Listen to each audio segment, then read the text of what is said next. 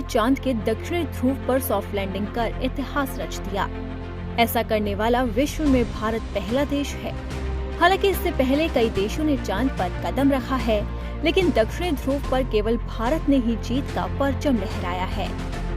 इस मिशन से देशवासियों को कई उम्मीदें हैं। चंद्रयान 3 14 दिन तक चांद पर कई तरह की खोज करेगा, लेकिन लोगों के मन में ये सवाल भी उठ रहे हैं कि क्या 14 दिन बाद खत्म हो जाएगा चंद्रयान 3? क्या चंद्रयान 3 14 दिन बाद भी काम कर सकता है? कैसे बढ़ेगी चंद्रयान 3 की जिंदगी?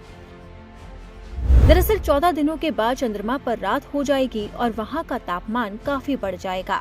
जानकारी के मुताबिक विक्रम और प्रज्ञान केवल धूप में ही काम कर सकते हैं, इसलिए कहा जा रहा है कि 14 दिन के बाद वो निष्क्रिय हो जाएंगे।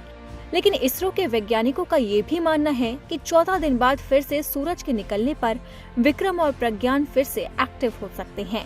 यानी कि साफ है कि 14 दिन तक अगर विक्रम और प्रज्ञान रहे तो वो सूरज की रोशनी से फिर से वापस काम कर सकते हैं। ये भारत के लिए एक मील का पत्थर भी साबित हो सकता है।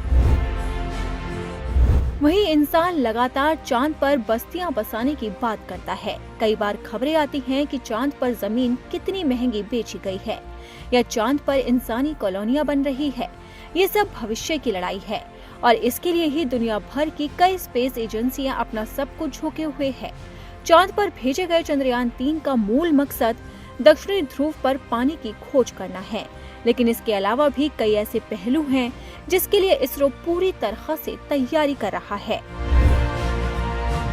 चांद पर जाने का मिशन केवल पानी की खोज तक सीमित नहीं है, बल्कि वहां के अन्य मौजूद तत्वों पर भी ध्यान केंद्रित करना है।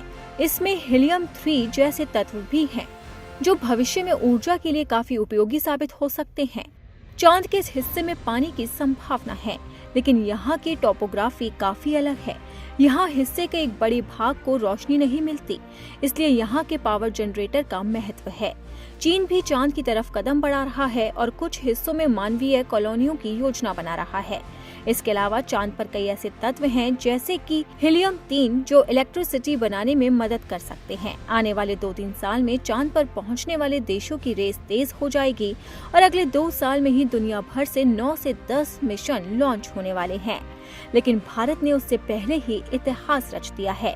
अब देखना होगा कि भारत का मिशन चंद्रयान 3 क्या पूरी तरह से सफल हो पाता है। क्या इसरो के वैज्ञानिक चांद पर जो खोज करना चाहते हैं, क्या उसके नतीजे पूरी तरह से सामने आ पाएंगे?